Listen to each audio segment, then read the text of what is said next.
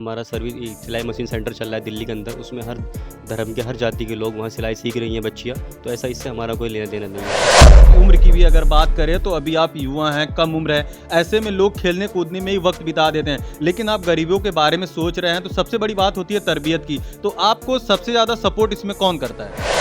Service centre, ये सिलाई machine centre और गरीबों के घर बनाना, खाना तकसीम करना और किसी ज़रूरतमंद को दवाइयाँ पहुँचाना अगर कोई बीमार है। कुछ लोगों को अपना आदर्श मानते हैं, मतलब उनके राहों पर चलते हैं। तो ऐसे में आप किसे मानते हैं? किसे देख करके ये जो राह आप पकड़ कर चल रहे हैं, किसे आप देख के किसको पसंद करते हैं?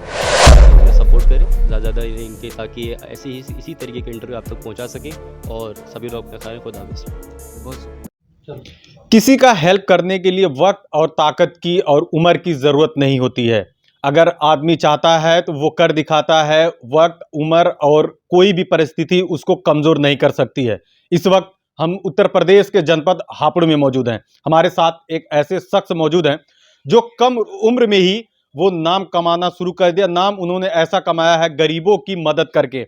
हम बात कर रहे हैं मोहम्मद कैफ की, जो एक इन्फ्लुएंसर हैं। सोशल मीडिया पर इनको काफ़ी संख्या में लोग पसंद करते हैं। हमारे साथ मौजूद हैं, आपसे परिचय करवाएंगे और बात करवाएंगे किस तरीके से लोगों के बीच जाते हैं और इतनी कम उम्र में इनकी इतनी अच्छी पकड़ कैसे हो जाती है। कैफ, बहुत स्वागत है भाई आपका। बहुत बहुत शुक्रिया आपका क़यामुद्दीन भाई। जिस तरीके से सोशल मीडिया पर आपकी आईडी है, लोग देखते हैं, काफ़ी संख्या में लोग पसंद करते हैं, तो इतनी कम उम्र में लोगों तक पहुंचने का सफ़र कैसा रहा आपका? सफ़र तो बहुत मुश्किल था, शुरुआत बहुत मुश्किल थी। हमने कम समय में इतना लोगों ने हमें प्यार दिया, इसके लिए सभी लोगों का बहुत बहुत शुक्रिया। और जिस तरीके से हमें प्यार दिया, हमने उस तरीके से फील्ड में काम करके भी दिखाया। मिसाल के तौर पे सर्विस सेंटर, ये सिलाई मशीन सेंटर और गरीबों के घर बनाना, खाना तकसीम करना और किसी ज़रूरतमंद को दवाइयाँ पहुँचाना अगर कोई बीमार है। इस तरह के काम करे, लोगों ने हमें पसंद किया और इतनी जल्दी इसीलिए लोगों ने हमें इतना सपोर्ट किया।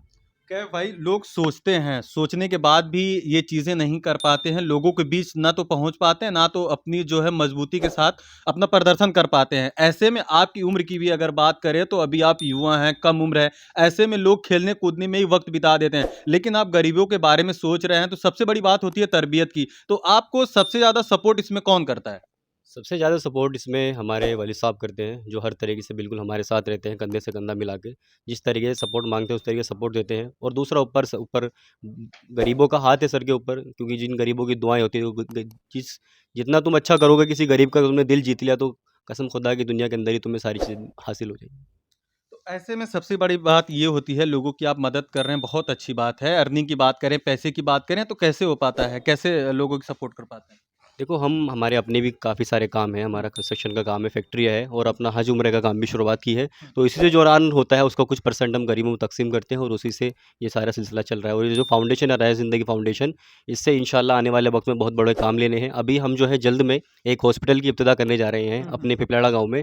इसमें 50% ऑफ गरीबों के लिए होगा और जो बिल्कुल ही पैसे देने के लायक नहीं है, उनको फ्री में इलाज किया जाएगा उनका, इंशाल्लाह ताला। अच्छा, जो लोग जिस फील्ड में होते हैं, कुछ लोगों को अपना आदर्श मानते हैं, मतलब उनके राहों पर चलते हैं। तो ऐसे में आप किसे मानते हैं? किसे देख करके ये जो राह आप पकड़ कर चल रहे हैं, किसे आप देख के किसको किसको पसंद करते हैं?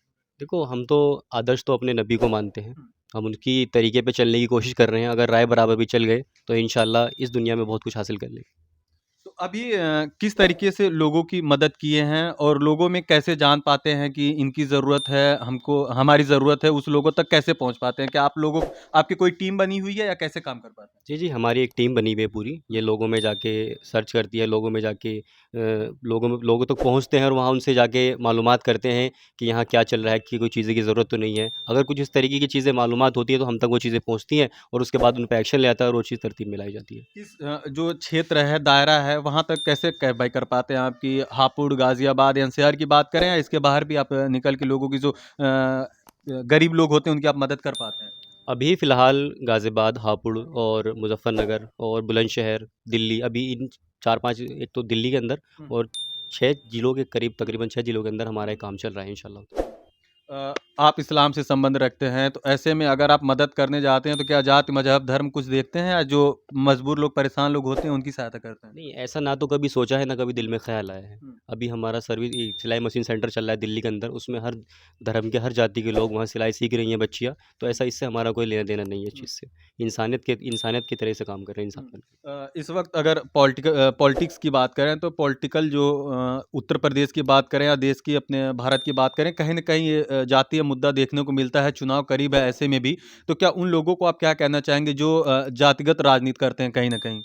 देखो, ये तो राजनीतिक सवाल है, राजनीतिक लोगों से पूछिए, हम तो सामाजिक लोग हैं, सामाजिक हुँ। सवाल बता सकते हैं। नहीं, जिस तरीके से जात को कहीं न कहीं मज़हब को बाँटा जा रहा है, तो मैं आपसे राय जानना चाहता हूँ कि जो परेशान लोग हैं बिना राजनीति के परेशान लोगों के लिए क्या उनमें जाति मज़हब देखकर काम करना चाहिए क्या? देखो, बिल्कुल नहीं करना चाहिए। ये देखो, इंसान जो है, लोग जो अपना लीडर लीडर चुनते हैं, वो मज़हब देख के तो नहीं चुनते कि ये इस कास्ट से है, इस कास्ट से है, उसे वोट देते हैं। हुँ। लेकिन अगर वो लीडर बनने के बाद, पार्टी के अंदर जाने के बाद अगर वो पार्टी के तरीके से काम करेगा, तो जनता तो उसे अपना लीडर बना के भेजती है। अगर वो पार्टी के पीछे चल के उसके जैसे वो आदेश दे रही है, उस हिसाब से चलेगा, तो उसमें जनता का नुकसान है। लीडर को जो है अपनी कौम के जो जिस जिस एरिया में उसका सर्कल है, उसमें अगर जितने भी लोग हैं, उनके हिसाब से सोचें, ना कि पार्टी के हिसाब से सोचें, ताकि क्योंकि वोट उन लोगों ने दिया है, उनका मुस्तकबिल सँवार रहे हैं, उन्होंने 5 साल उन पर अपना एतमाद जताया है, तो उस हिसाब से उसे काम करना चाहिए। सोशल मीडिया पर काफ़ी लोग पसंद करते हैं आपको, तो ऐसे में सोशल मीडिया से भी इनकम की बातें हैं, तो लोगों का ये सवाल होता है कि सोशल मीडिया से भी इनकम होती होगी।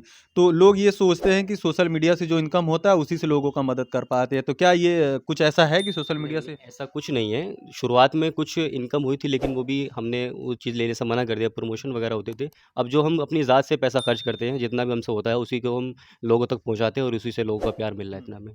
घर के लोग कितना सपोर्ट करते हैं? घर के लोग ही सपोर्ट कर रहे हैं, हुँ, ऊपर वाला है, नीचे घर वाले हैं, हुँ। बस। तो घर में सबसे ज़्यादा आपको कौन सपोर्ट करता है? अभी आपको पता है तो वालिद साहब करते हैं। हुँ। अच्छा, जिस तरीके से आपके जो क्रेज़ है, कहीं न कहीं युवाओं में भी बढ़ता जा रहा है, तो क्या लोग आपसे मुलाकात करने आते हैं? आप उन लोगों को मोटिवेट करते हैं सही रास्ते बताने के लिए?